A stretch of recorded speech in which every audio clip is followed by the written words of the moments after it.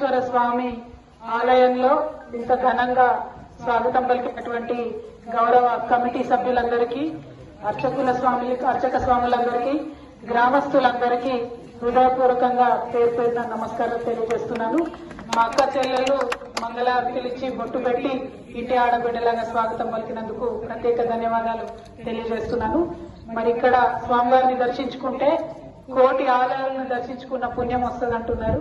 పైగా స్వామివారిని ఎవరు ముట్టుకున్నా వాళ్ళు బంగారం అయిపోతారని కూడా చెప్తున్నారు.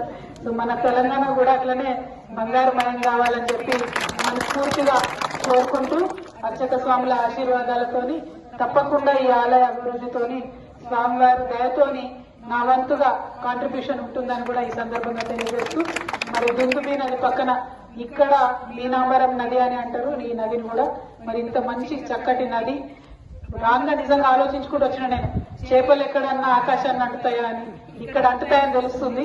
మహబూబ్ నగర్ వాళ్ళు తలుసుకుంటే ఏదైనా చేస్తారని తెలవడానికి ఈ మీనాంబరమే బెస్ట్ ఎగ్జాంపుల్ అని తెలియజేస్తూ, మరి ఇక్కడ మంచి జరగాలి, ప్రజలందరూ బాగుండాలని కోరుకుంటూ సెలవు. జై తెలంగాణ. బసవేశ్వర స్వామికి